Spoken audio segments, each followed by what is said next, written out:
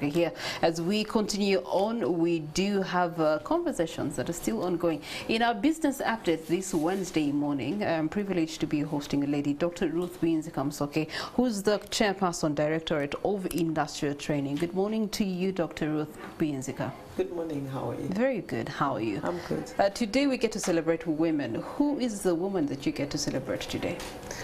I am celebrating a woman that is able to be positive about herself and is able to empower others, because a number of women do not actually support fellow women.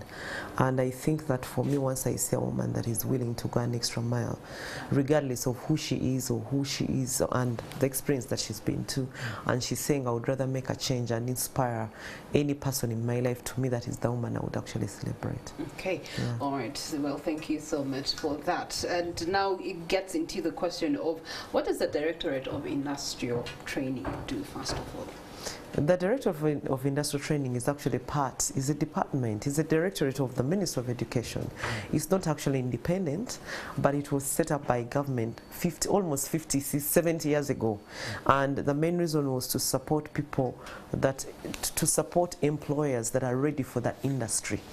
I think by that particular time, one of the, I think you remember when we had the Nakawas, the Lugogos, that we are basically preparing you for the industry. Today, when you move out of education, you just enter. But DIT was an institution that would actually, after going through those particular training institutions, they would actually be able to assess you and be able to tell, are you ready for employment in the industry? So that was the main purpose 50 years ago. And I think basically when you look at the BETVET Act, which set up DIT, when you look at it, there were mainly about 3-4 areas. One, apart from assessing you for the industry, because you know, for example, that I could be a mechanic, I could be an engineer, for example. I can be somebody that has studied, let's say, fine industrial arts, but DIT would go ahead to define what particular area in that particular training are you good at. I can have a diploma in agriculture, but probably I'm good at coffee farming, or I'm good at pineapple farming, or something else. So DIT goes into, yes, goes into, yes, DIT goes into, for example, you can be a mass communications person, but then under that, you're probably a better photographer, or you're a better writer.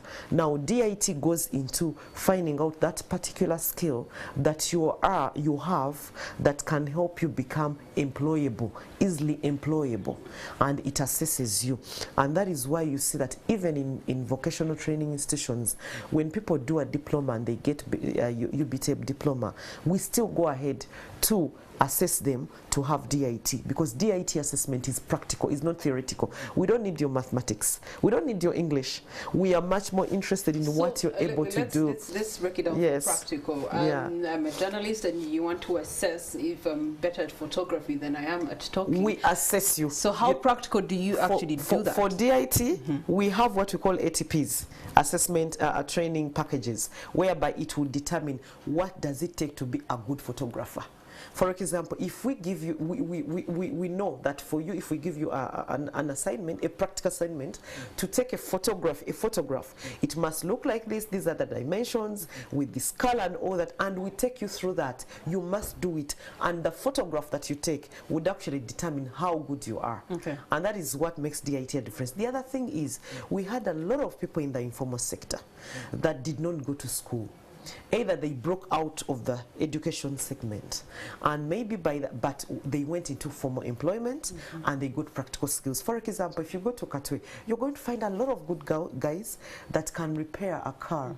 They can dismantle and engineer over a vehicle, even over a bus, that an engineer from a university cannot even do. You get it? And what DIT does, even when you can't speak English, we go through the process. You know, you tell us what you're able to do. You are assessed. We assess the process, we assess the use of the tools, and we assess the final products. Our assessment are practical assessments. Okay. Now, after that, we actually give you a certificate of the Ministry of Education that tells you that maybe probably you're at level 1 at this particular area, and you can go and upgrade, and you get a diploma, without going to school. So therefore you're saying that, and by the way, the before saying that you were talking about, we have taken people to parliament who have never gone to school, don't have senior 6 senior 4. Mention these names, please. We have taken people to parliament. Mention the names, they know themselves, you know. No, for inspiration out there. I'm telling you, that DIT has actually been, through assessment, they have been assessed to equate to senior 4 and senior 6. Okay. And we hope that they can even be assessed to a master's and degree and PhD. All you right. get it? Okay, all right. So what's the assessment period? Because it sounds like there's levels of assessment that one can go through, depending, of course, on the primary assessment result. You see what happens with DIT. You will tell us, I am a tailor. All right, I can do a gomesi, I can do bed sheets, I can do a suit, I can do this. Now we will tell you, okay, the practical for you to tell you what you can do. DIT tells what you can do in your certificate. It can say she's a tailor of suits and gomesi and bed sheets. You're not just having a diploma in tailoring, no. Now we will assess you, we buy that, you have the materials and everything, and then we watch the process that you do to make sure that you get the gomesi out. We watch the process that you do to make sure that shoe, if it's a shoe, it is out. How you use the materials and the quality of the product. Now our certificate, we have what we call a worker's pass. It has levels. It will tell you at this level she's able to do a gomesi properly with minimum supervision, good quality, use of the tools very well, and that is how DIT works. And for me, that is what Uganda needs. You know, with these high levels of unemployment, where you have people going to having degrees and then you live without a job, you have so many Ugandans going to Qatar, to Saudi Arabia, to whatever it is, and they go without something that is able to show what they are able to do. All right, Dr. Ruth, most recently we've heard of you, you were promising certification of our Joakali sector. Yeah. What is going on in that promise? DIT is actually doing a lot of work, giving a chance to people who never went to school to get a certificate.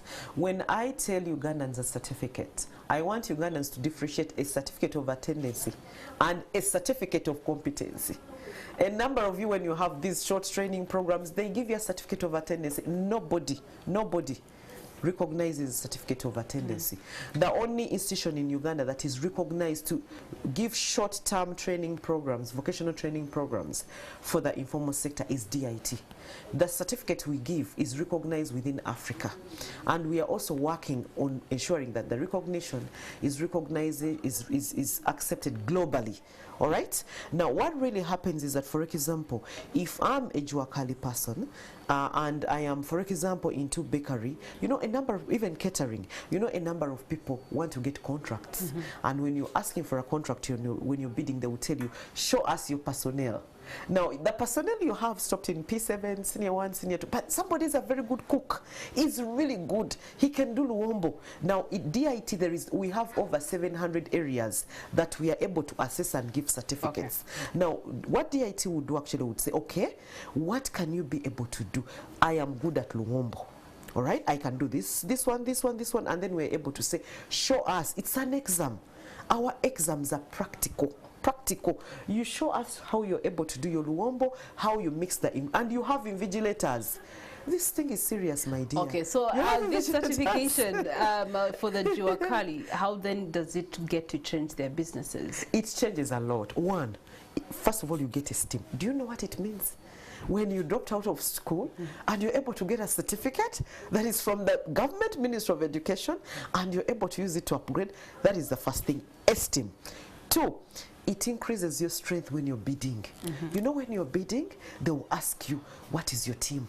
Now, instead of saying, I can't tell what Jack has, you know, he's a mechanic, he does welding. He's good. He's good. You just say he's good. Now, this certificate is able to show that this guy is indeed good.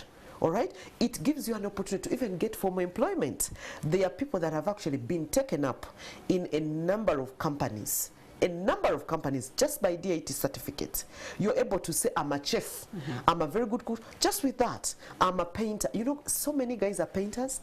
You know, so many guys are masons. you know bafundi. Yeah, I Fundis, mean, just even in reference to COVID-19, yeah. so many people had to opt for alternative ways of living. You know, and those are the kind of that's jobs. it. Yeah. And also the other thing which is very critical for me is skills, skills diversion. I went to a university, I did a diploma in arts and arts. I failed to get a job for 20 years, 10 years, 5 years, and I'm good at painting. I'm good at baking. Many girls are doing baking. They don't have a paper. Now, DIT, if you're listening to me or watching me, go to DIT. You are assessed and you're able to show I can do cakes. Okay. Instead of going to an office and say I can do cakes, show them that you can actually be able to do cakes by showing the certificate. Okay. Yeah. All right. What else are you doing in terms of creating alternative theory for education in Uganda? I think a number of us are aware that the government has made changes, the Ministry of Education, in the lower secondary curriculum. And as DIT, we are glad to be part of this transformation. Coming from the private sector, we've already said we have people that leave university or leave secondary school at any stage when they have no skill. Somebody is in senior one, you ask them, what can you do? Nothing. Senior 2, what can you do? Nothing. And people, even at senior 4, even at senior 6. Now, what has changed is that right now, because as you know, at senior 1, at P7, at P1, UPE starting, you have 100,000 students. Now, when you go to senior 1, they reduce to 700,000. Sorry, 500,000. When you go to senior 4, all right, to 20, you have about 300 or 200. So you have a drop of about 60% of people dropping off along the way. Right. Now, when they drop off, they have nothing. Somebody that's senior 1, senior 2. Now, what has changed is that now, right from senior 1 to senior 4, you must do a vocational training course in a sector. Yeah. You choose to. And then at senior 3, you do your UNEB exams. They are not UNEB, DIT exams at senior 3. Now, the DIT is again practical. You choose, and according to your area, if you're coming from Masaka where they grow coffee, you can choose coffee farming. You can choose poultry farming. You can say, I want to be a dancer. Me, I want to be a cartoonist. You get it. You choose and you assist. And at senior 3, so, you get a certificate, a Ministry of Education certificate at senior 3. Yes. That certificate, if you drop out, you can actually enter again the education sector at senior 5. So now with all this whole process, where do people find DIT and how do they get to actually, apply for these certificates and maybe the assessments that you've talked about? Now, when it comes to vocational institutes, almost all vocational training institutions in Uganda are accredited by DIT. Okay. We have over, I think, about 1,000 that have been accredited. So it's very possible that if you enter any training institution, you ask them, are you accredited by DIT? That is the first thing. It's very, very easy. The other thing is that for secondary education, it is going to be in all secondary schools. The government of Uganda would pay the cost for all government-aided schools for training a vocational and for being assessed. That cost is covered. Okay. For private schools, the parents would be able to make a contribution. All right. Yes. Well, thank you so much, Dr. Ruth Kamusoke. She has made it clear what the Directorate of Industrial Training is here to do. Basically, it's here to boost your businesses, especially for the Jua Kali, those that adopted to new ways of livelihood in terms of economic, to be able to get certification and be able to compete favorably within the job market. Well,